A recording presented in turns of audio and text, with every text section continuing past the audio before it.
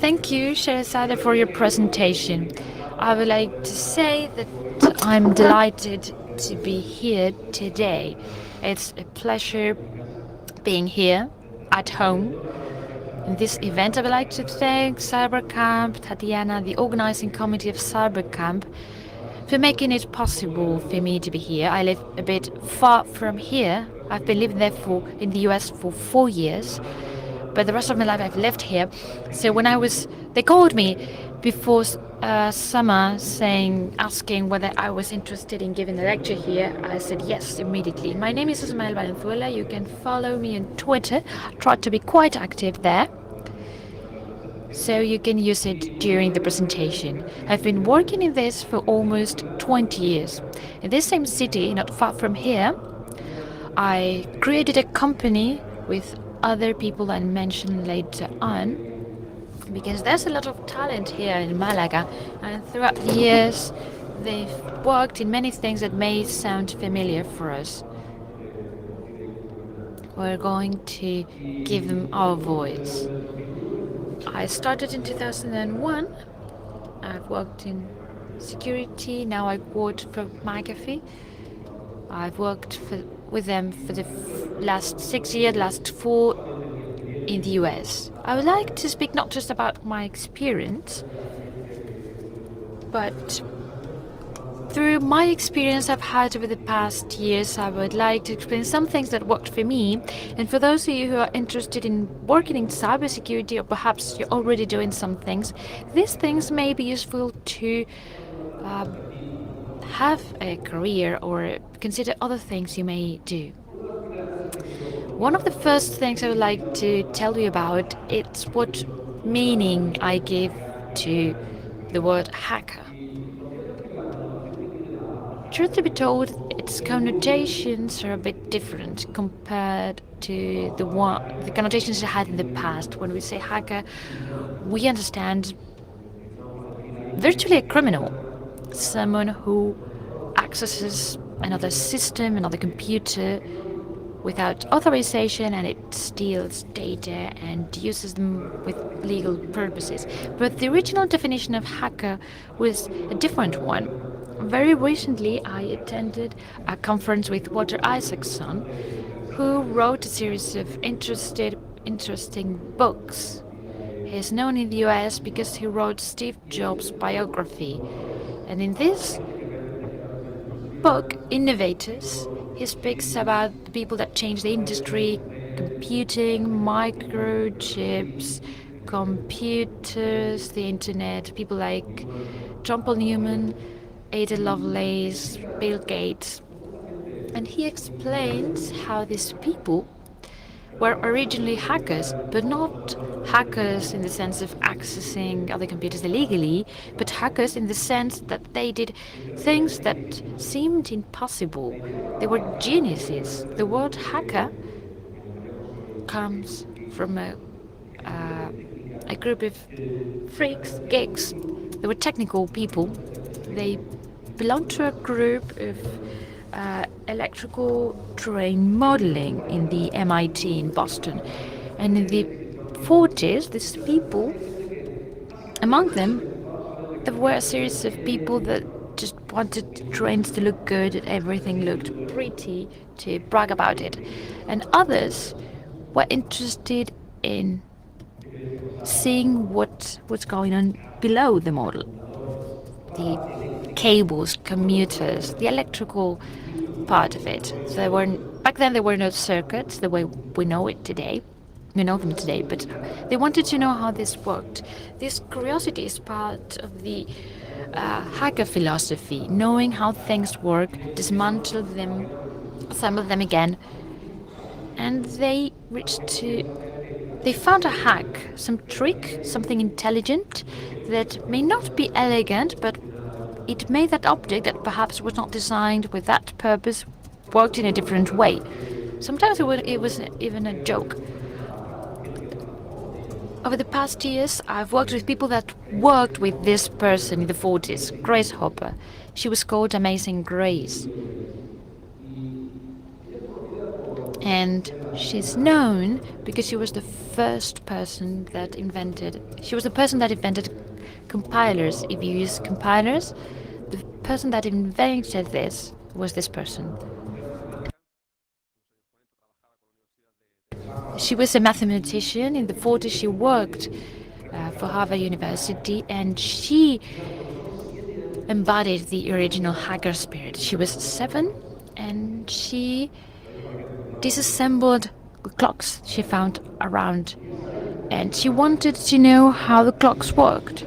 She wanted to know about the mechanism.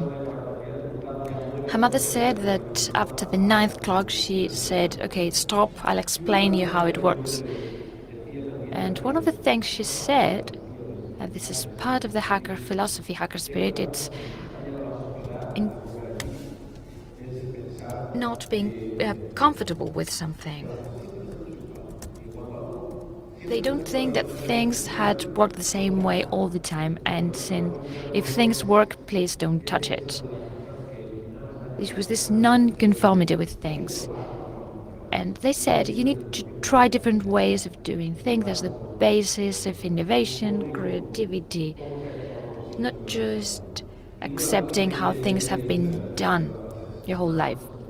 One of her most famous quotes is that in order to think differently, she had a clock on the wall which was working anti-clockwise. In order, she wanted to think about this. She was a bit of a rebel. She was against established things. Age 34, she joined the US Navy. She weighed 4 kilos. She was 4 kilos below the required minimum weight back then. So if you have the opportunity to read this book, it's interesting. But this somehow romantic definition of hacker, it's not the one we have today. Today, the definition we have is more like this. Something that creates fascinations but also fear.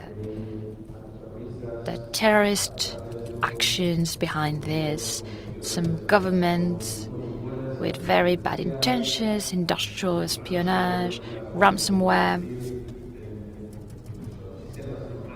You may have suffered that on your system. Military groups, the famous APTs, persistent advanced threats, things that we hear about in the news. We have journalists devoted to cybersecurity. We have Mr. Krebs' blog in the US. He's always sharing news about criminal groups, advanced attacks, etc. Over the past years, we see on the news always the same thing. There's always something related to elections, governments interested in modifying election results, hacking in Russia against the US. That's something that's on the news, on the papers.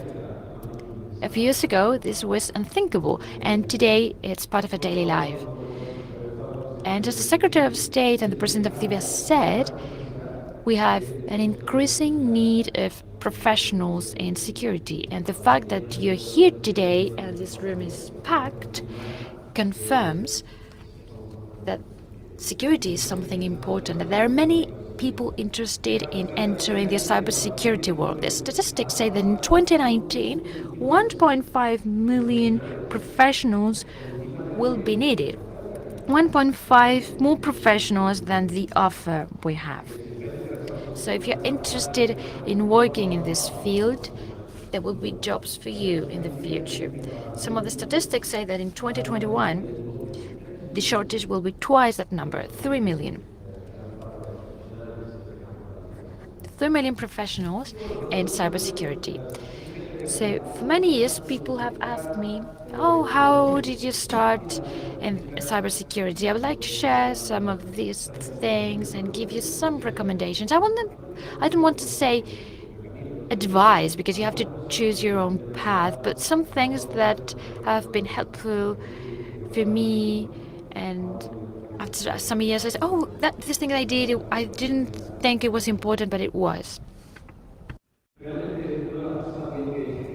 Well, actually, one of the things that we are seeing is a great demand, not only part of public and private companies. So this is a company in California asking for or posting a job listing for a person experiencing Hadoop, and this is asking that person to have more than 6 years of experience. So do not get desperate. In many cases, employers or recruiters don't know what they are talking about because this technology is only 6 years old. So therefore, there is no one with more years, more than 9 years of experience in this field or technology. So, well, there are new things all the time up there, and we all have to be updated, including employers. So, and now I'd like to share with you some hacks. And takeaway message from this presentation is think like a hacker. That is to say, make possible something that looks impossible today. First of all, and which is very much related to hacking philosophy, is be curious, have a curiosity in things. And here, can well, when I had my first PC, my father bought it to me when I was 13 years old. My father bought Olivetti 286. It had 1 megabyte RAM memory and 40 megabytes hard drive. I remember at the time had a friend and he went like 40 megabytes hard drive. You will never ever fill it. Yeah, you're laughing at that, isn't it? So nowadays we will fill up that hard drive just with an attachment with power presentation. But at that time that was a huge storage capacity. I remember the floppy disks from MS5. We didn't even have Windows at the time, and I was playing around with BASIC and well, those programs that today we will refer as artificial intelligence. Okay, the computer was asking me my name and repeated it, and I was like fascinated. I said, "Well, my computer is talking to me." And as I say, I was more and more curious into all that. I started reading, and then we had Windows 3.1 with floppy disks. The program came in installation floppy disks, several of them, and we didn't even have a mouse at time when Windows was released. We used to log on to the internet through a modem, causing significant noise, and as I say, I started to be curious and I wanted to find out how all that worked. So this is the curiosity that drives hackers forward. What happens when you change a bit on the capacity of a protocol? What happens when that package that goes through the network is changed? And I was extremely interested in finding out what this was all about. So those of you who are older may remember finding this type of manuals on the internet. So Caroline Maynell, does it sound familiar to any of you? Well, perhaps I'm the weirdo here. So this was controversial in the US, and this type of guidelines were known as harmless hacking, guide to harmless hacking. So actually this was a help to understand how the internet and protocols worked. So at that time we started to have email, and well, by learning these guides, I could see that through Telnet I could connect to port 25 on an email server where I could read my email just by typing it, command line. To me, that was fascinating. Nothing to do with nowadays hacking, but that curiosity helped me learn how these protocols and the internet works. My presentation will be available, and if you are interested in finding out more, well, you may get hold of these publications back from 1995, Telnet, email, ports, etc. And also around that time, I started to learn more about Linux operation system. And when there was a group of people at university who were training other people on Linux after teaching hours. So I started with MS2 with command line, and then I could see that using mouse was like too simple. So and Linux allowed me to implement many of the things that I was learning through these guides. And as I say, I got together with this group of people.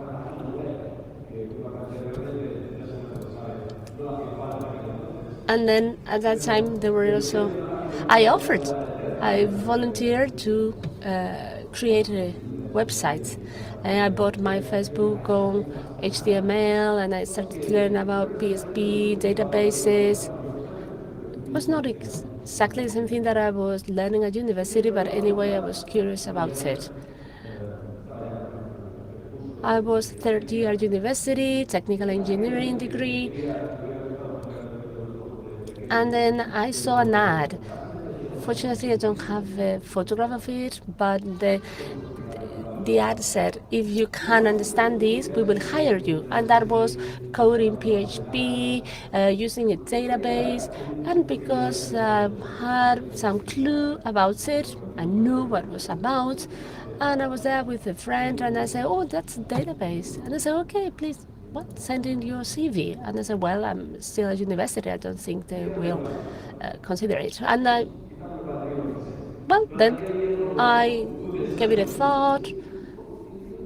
And then I said, well, why not sending in my CV? So that day I came home and I wrote my CV.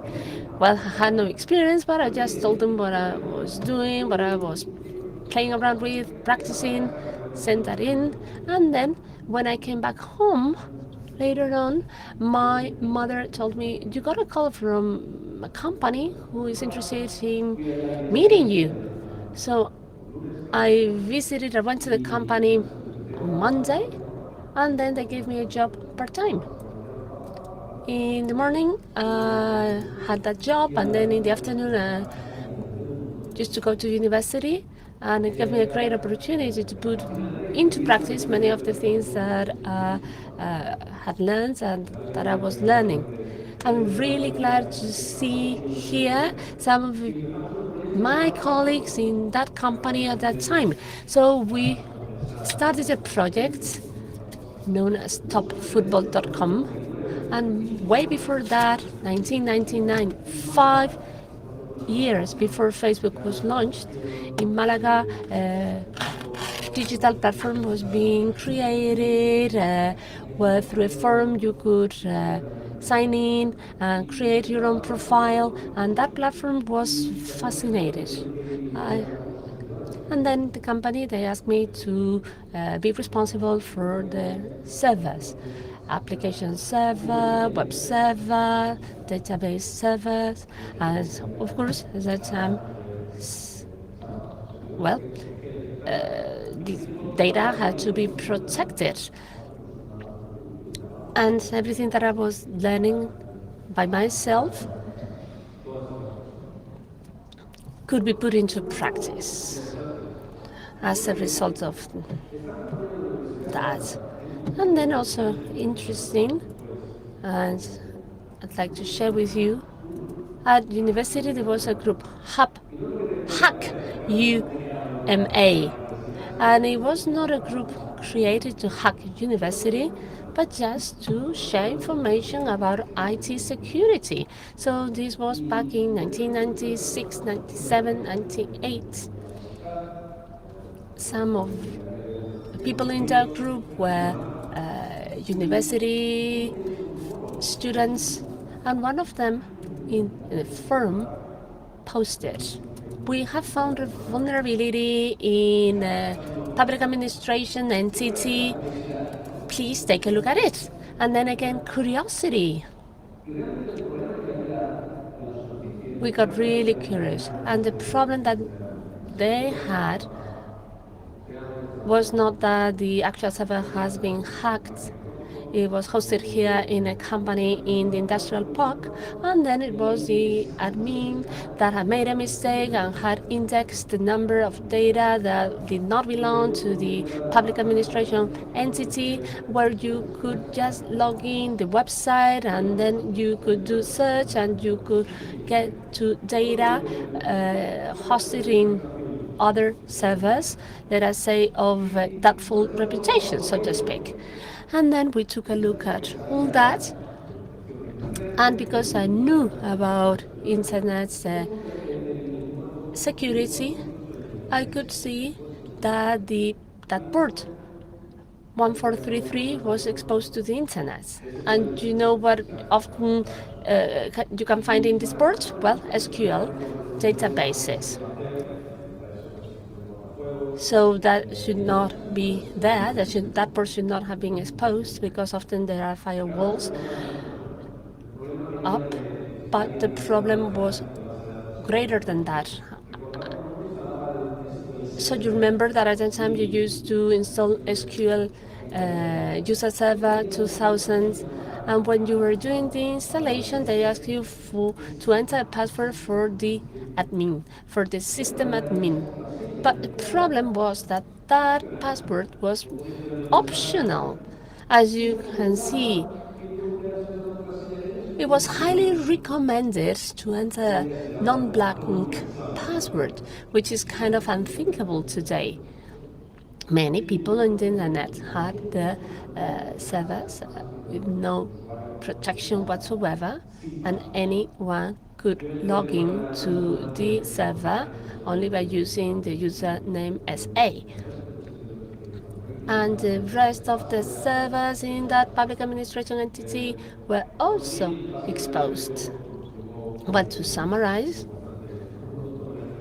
well, at that time that was made big news, and when I found that out, I talked to the people who were responsible for that servers. They solved the problem right away. They closed the port. And then the CO2 of the G2 group, the company where I was working, gave me the opportunity to offer this type of red team services or ethical hacking. So this type of advice to be provided to companies who wanted to be secure.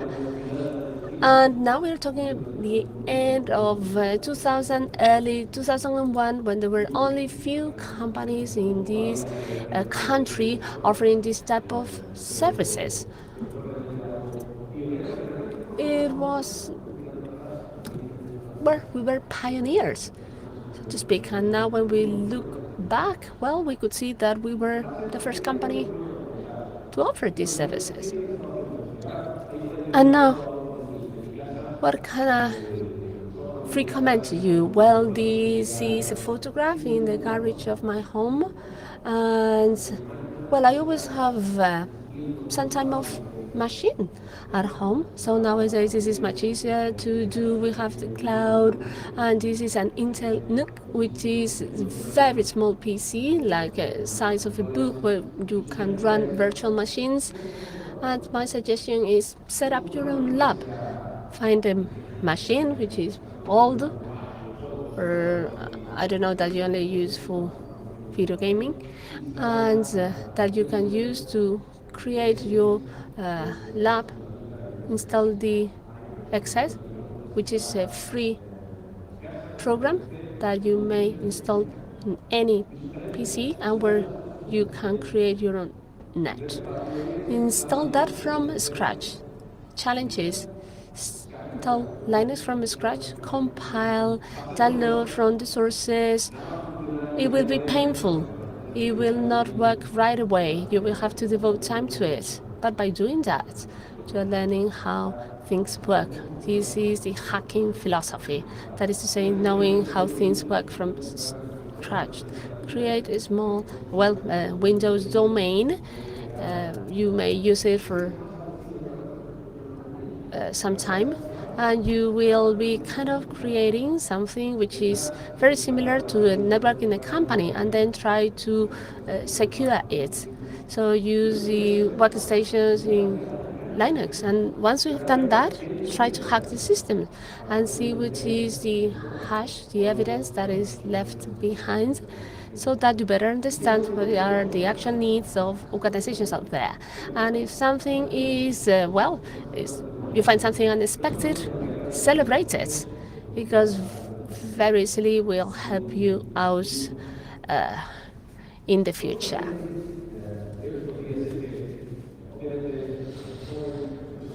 Nowadays, I can see many young people wanted to become hackers, knowing how to hack things, but sometimes we forget where we come from. And learning from history is not about learning how to work in a switchboard or anything like that. But now, I would like to recommend this book to you. Cliff Stoll was a physicist working for Berkeley, California, and he was not a good physicist, and he was sent out to the IT lab. And they said, okay, well, let us see if he better performs there. And then when the IT guys, when he joined the group of them, he said, okay, I think, well, he's not very good at computers, but he's a good physicist. So later on I will tell you about marketing, how to sell yourself. Well, he was asked to take care of an accounting system. So imagine, at that time, this person was working for the university, you were a researcher, and you were using big frames, huge computers to log in. You had to run your applications, you have to make calculations, and after that, you received kind of like a payment slip saying, well, this is the bill. Okay, this is how much you have spent. Okay, and therefore you pay per use. And then reviewing the accountability of this system, he detected that the numbers didn't work up, and then there was a debt of 70 cents. That is to say, someone has used the lab and had not been charged for that. We were talking about 70 cents only, which is like a minor amount of money. But because he had a hacking mindset, he said, okay, I'm going to research this. And I said, well, I will just have a good time, and then I will learn about the system. I'm not going to tell you everything that happened, but 1 year later, it happened that Markus Heiss was arrested in Germany, and he was a person who was logging in. He was a non-authorized person, and he was hacking the servers at Berkeley University. And all that jumped to the ARPANET, which was just a network connecting and bringing together a number of universities and the governments in the US. And from there, it jumped to the Department of Defense in the US, from where this criminal was stealing sensitive data from military projects, selling that out to the KGB, okay, Russian spies, and in exchange of money and cocaine. So that was 1986. So nothing to do with the IPTs that we are seeing nowadays. But okay, this is nothing new, but nowadays we know much more about it. With this I mean that all this started a long time ago. So if you read this book, you will not find many information about the tools that they use because there were no intruder detection or artificial intelligence, but same situation: attackers, defenders, and always people behind all that. Strategies or even the tactics haven't changed that much. And he used something that we're using nowadays, honeypots. So this idea was used by this person before he created a fake military project and put it in that IT system so that the attacker went there, tried to download a file, and because it was a large file, it took the attacker a long time to download the file. And then, as the attacker was downloading the file, FBI and police forces in Europe managed to trace this guy in Germany. So this is not about tools, this is just about your mindset. And this guy is a clear example of that. So it's important to know history. History shows you the basics. So, well, sometimes I'm tired of people trying to pretend that what we do is extremely difficult, that it is rocket science, as they say in the US. This is not rocket science. This is not quantum physics. This is not that complex. Not at all. The only thing you need to know is be aware of basics. So I have a friend who is a SANS fellow, well known in ethical hacking, and he says the following: information security is nothing but the inspired application of fundamentals. First of all, you have to be aware of fundamentals and then knowing how to apply them. And this is what you get from experience. But often we don't have the experience because no one has given us the opportunity to gain any experience. That's why it becomes all the more important to set up your own lab at home and to experiment with all that. What about learning fundamentals? Practical person, I'd like to offer this list of references to you. As I said, you will be receiving my presentation, so this is a long list of books to read for life. You will not have to read them all, but they've been classified as basic, advanced themes. Interested in learning about networks or OS. I have to thank Javier Lopez from University of Malaga. He was my teacher. For many years, he's been carrying out wonderful work in the shadow, teaching people. At the time, well, people say TCP, IP, oh, this is really boring. After years, I've realized that they were the fundamentals. If you are not aware of the fundamentals, if you're not aware of protocols, protocol headers, how they work, very unlikely you will succeed at doing any hacking. At the end of the day, everything goes through the network. It's very important to understand how networks, Linux, Windows work. So these are the fundamentals. Analysis methodologies.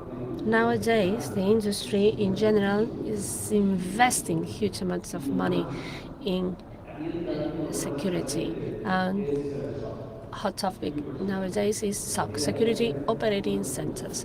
That is to say, having a security organization where people are monitoring what is happening on a daily basis to defend themselves from attackers, response to incidents, forensic analysis, intelligence.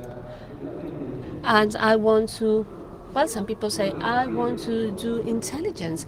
Well, that requires understanding of the fundamentals, but also to have a strategic thinking.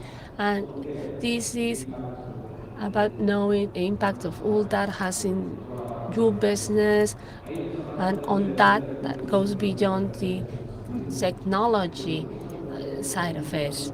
And you can find all that in books. It's very important to get trained and also know this. When you have a problem that to be analyzed, how to have an open mind to it. Think like a hacker. Think about what you are seeing. Have you seen it before? You may have seen it before, but may not be similar. Hypothesis generation. There is a method which is very interesting, ACH. Analysis of competing hypotheses. You may visit my website. I have mentioned that, or that is offered in my website. So CIA offers steps to carry out investigations and that you can use in your research. This is more about psychology, how our brain works, how to analyze complex situations. This is a situation you will find yourselves in when you will be defending the security of an organization. Now, recommendation is learn at least 2 programming languages: Bash in Linux, PowerShell in Windows, and as I say, even in you get PowerShell, Windows PowerShell in toasters. Now with the IoT, well, these languages are widely used nowadays, especially now with cloud services. Everything is going to the cloud. And well, these scripting languages help you control all that. So it's very important that we learn programming languages because we are having more and more data, machine learning, big data, that will become increasingly important. Also very important, learn the language of the business. I learned that with all the companies where I worked. Sometimes we are just technicians. We like to play around and we like to kind of speak in our own language, a language that we have kind of developed ourselves. But this is what Cliff Stoll said in an event he took part last year. And he said, when I discovered this mismatch in the accounting of the Berkeley University, I contacted the FBI and I told them that I have found this account. And then, as I say, I told the FBI, we have a hacker, we have a person who is logging from somewhere in the world, we have to trace this person. And then the FBI asked, how much did he steal? And then he answered, 70 cents. Okay, and FBI laughed at him, and I said, well, by the time this person has stolen a significant amount of money, come back to us. And that gave him food for thought. And he said, what is actually important is to know how to tell the story, so that story is compelling. What's behind that story? And this is what actually it's important to us. These are some newspaper articles. So Sergio de los Santos is the person with a great influence nowadays. He is the director of research lab in Telefonica. He is here in Malaga. We went to university together. Person who helped me get to join G2 security. And as I say, we are talking about language. Then at the time we wanted to sell penetration testing. Many people did not understand why penetration testing was needed. So at the time, 2021, okay, people did not understand the importance of it, although some companies were doing that proactively. I could be interested, but who else should be interested in it as well?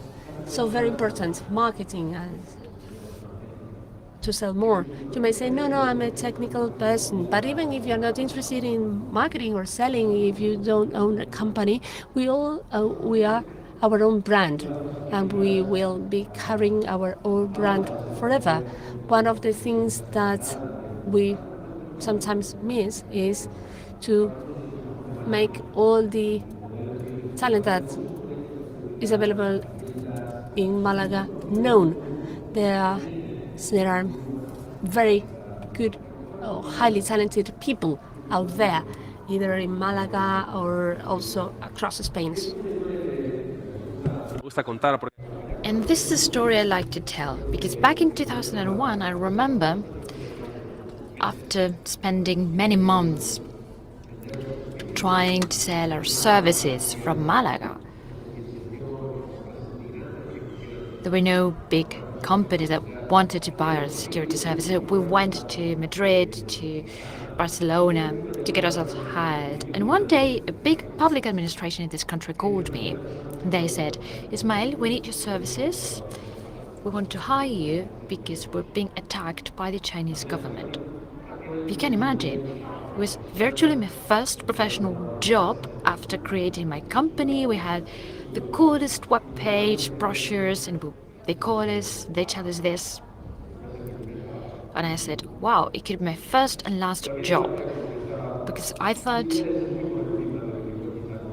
it was way out of my league back then. So we met, and in 3 days, we needed to send a report explaining what we had uncovered. So we spent the whole weekend without sleeping, scanning those networks, trying to discover what these attackers had discovered in that network, how they got in. And after scanning and analyzing, I found a machine that I hadn't seen before. It wasn't connected all the time, but at that particular point it was connected. It was DMZ, and I find a page similar to this one, not exactly this one. It has nothing to do with a particular government hacking. It was the worm called Code Red. Back then it has an interesting story. I don't have enough time to explain it. It was a Chinese military plane taken down by the American government that didn't have this type of regulations. The Chinese government retaliated, created this worm that infected Solaris machines, that scanned and infected machines in the internet, and left behind this message, hacked by Chinese. It was a worm that took advantage of a vulnerability in the Internet Information Service and left this message. Something that seemed impossible back then. It wasn't that complex, but it required patience. We needed to know what was going on in the world back then, and one of these things was this worm. And one of the things I learned back then, it helped me a lot to understand about business. I had the opportunity to try to do the penetration test, the audit, the advising. But at the end of the day, hacking, attacking, red teaming is useless if you do not improve the company, the security of the company, the blue teaming. These terms are used in the military world in the US, red team attacks, blue team defense. One of the things I've learned over the years, you don't need to be red or blue. Now people say purple teaming, which is the combination of these two colors. What does it mean? The important thing here is not being good at attacking or defending. The important thing is, what do you get with this? How do you improve your company's security? That's what matters to people that's paying, that's maintaining the business. I've had the opportunity to work to a hospital group in the city of New York with many public hospitals. The important thing is that you don't get to do your pen testing and you're the Dominion administration, or you carried out a wonderful analysis.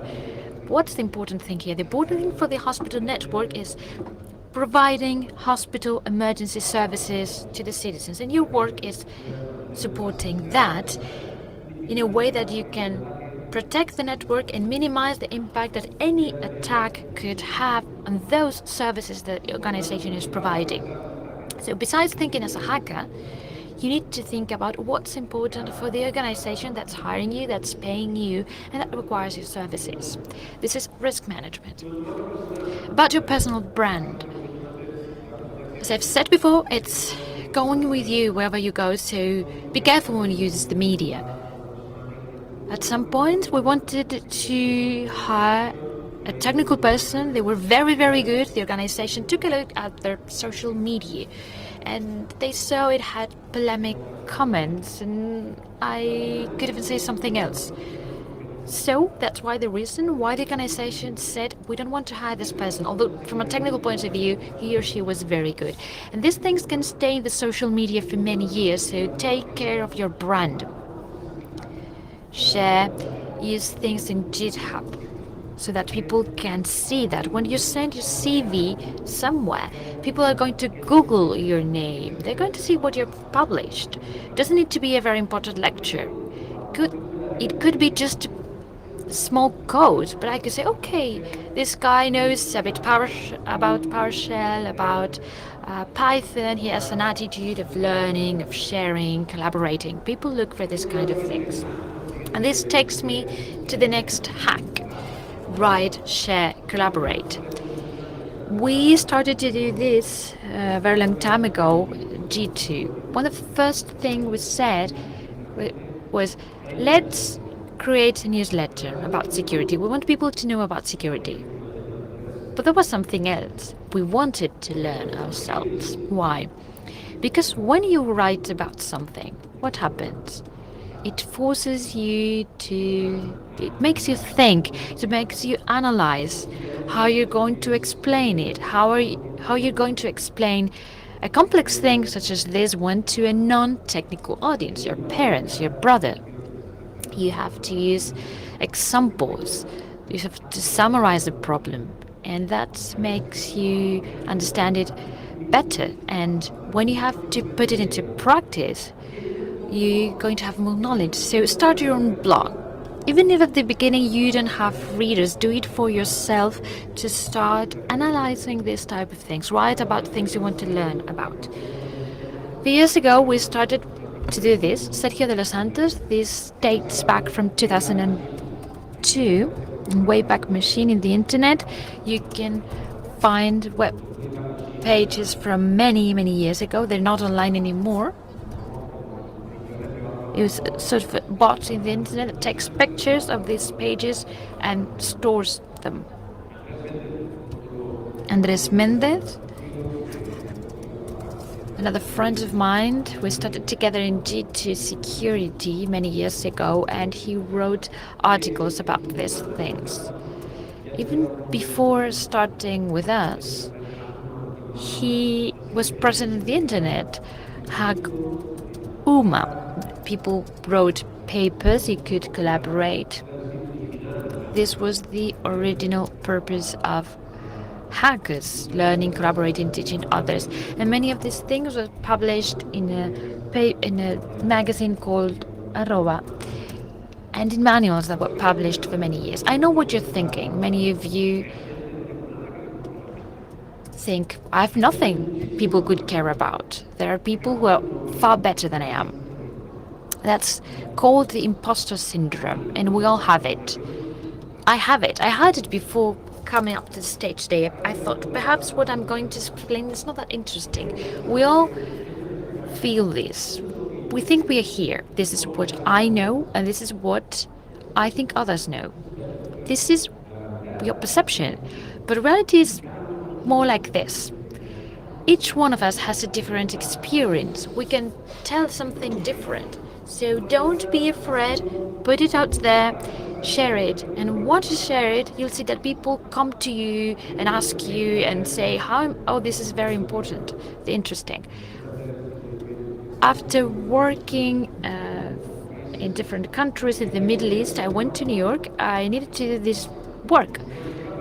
As a consultant, it's easy. You go, you give your consulting results, and you leave the problem to those working there.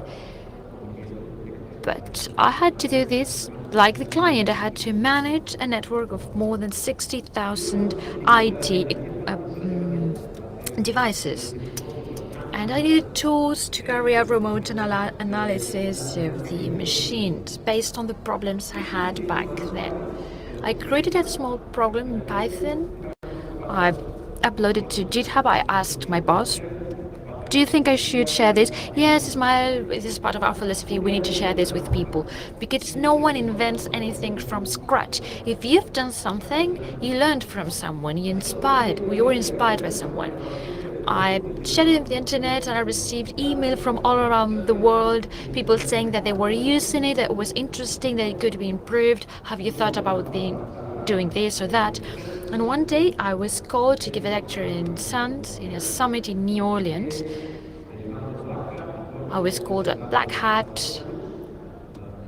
I presented this 2 years in black hat, 2016, 2018. A project which, honestly, when I created it was nothing. It took me 2 days. But people thought it was useful.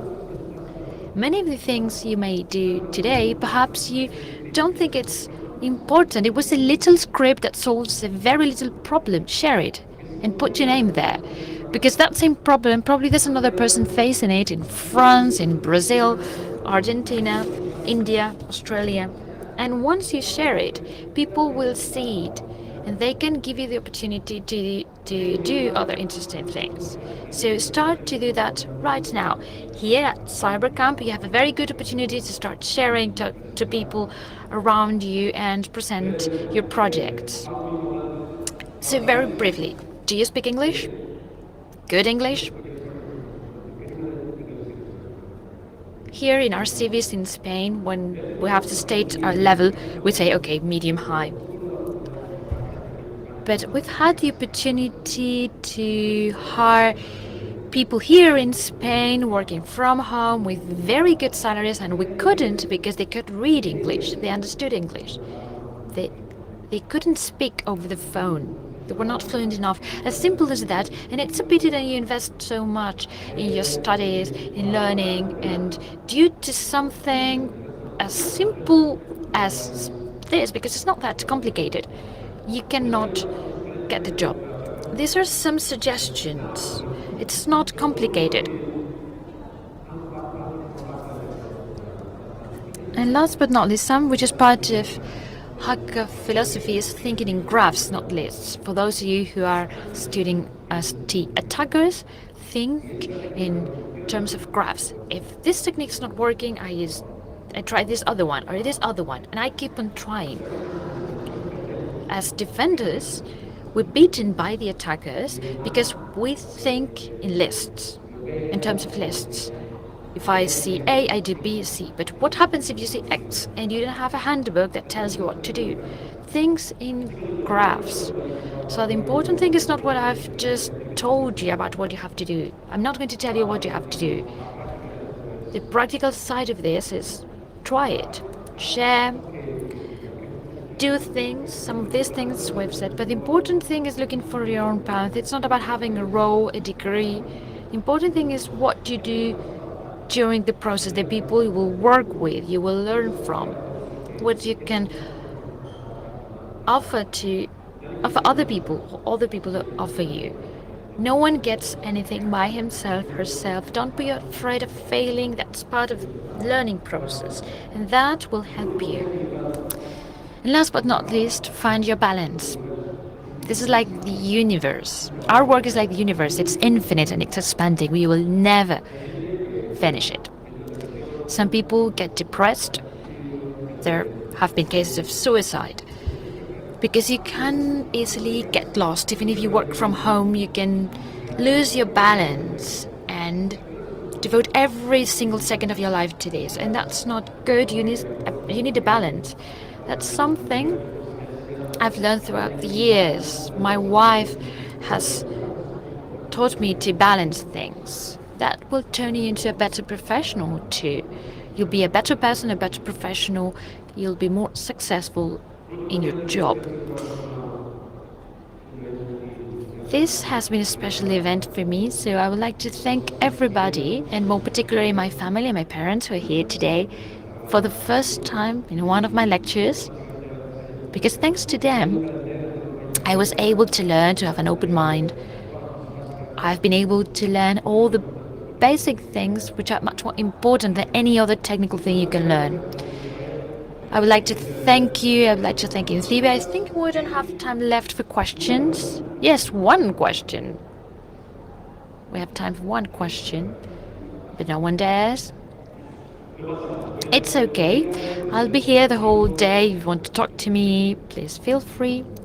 And thank you very much.